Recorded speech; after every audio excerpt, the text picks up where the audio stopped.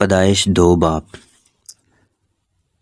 سو آسمان اور زمین اور ان کے کل لشکر کا بنانا ختم ہوا، اور خدا نے اپنے کام کو جسے وہ کرتا تھا 7ویں دن ختم کیا، اور اپنے سارے کام سے جسے وہ کر رہا تھا 7ویں دن فارغ ہوا۔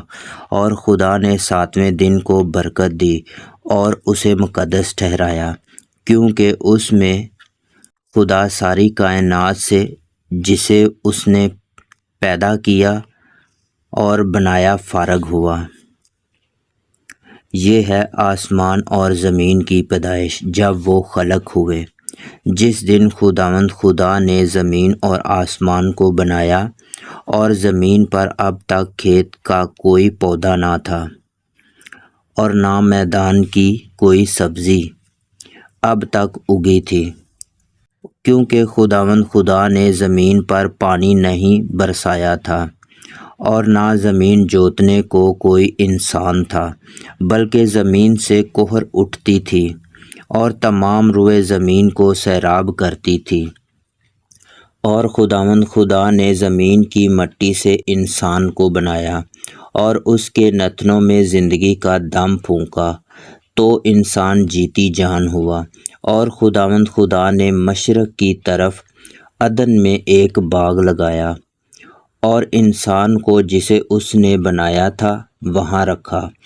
اور خداوند خدا نے ہر درخت کو جو دیکھنے میں خوشنما اور کھانے کے لیے اچھا تھا زمین سے اگایا، اور باغ کے بیچ میں حیات کا درخت اور نیک و بد کی پہچان کا درخت بھی لگایا۔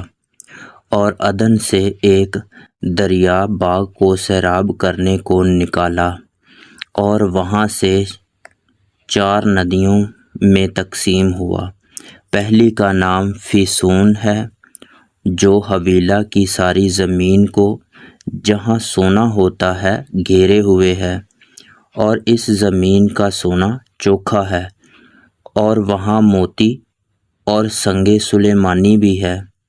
اور دوسری ندی کا نام جیہون ہے، جو کوش کی ساری زمین کو گھیرے ہوئے ہے۔ اور تیسری ندی کا نام دجلہ ہے، جو اسور کے مشرق کو جاتی ہے۔ اور چوتھی ندی کا نام فرات ہے۔ اور خداوند خدا نے آدم کو لے کر باغ عدن میں رکھا کہ اس کی باغبانی اور نگہبانی کرے۔ اور خداوند خدا نے آدم کو حکم دیا اور کہا کہ تو باغ کے ہر درخت کا پھل بے روک ٹوک کھا سکتا ہے، لیکن نیک و بد کی پہچان کے درخت کا کبھی نہ کھانا، کیونکہ جس روز تو نے اس سے کھایا تو مرا۔ اور خداوند خدا نے کہا کہ آدم کا اکیلا رہنا اچھا نہیں، میں اس کے لیے ایک مددگار اس کی مانند بناؤں گا۔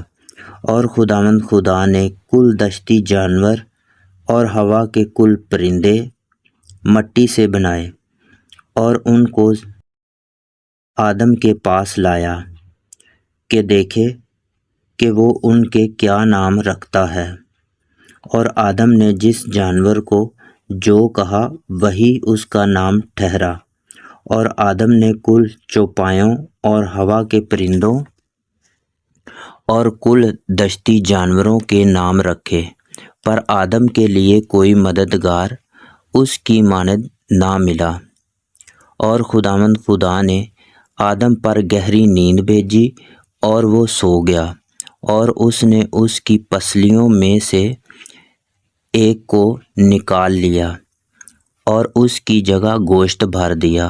اور خداوند خدا اس پسلی سے جو اس نے آدم میں سے نکالی تھی ایک عورت بنا کر اسے آدم کے پاس لایا۔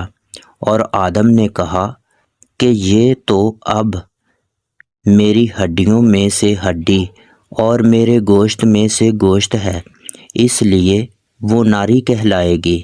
اس واسطے مرد اپنے ماں باپ کو چھوڑے گا اور اپنی بیوی سے ملا رہے گا، اور وہ ایک تن ہوں گے۔ اور آدم اور اس کی بیوی دونوں ننگے تھے اور شرماتے نہ تھے۔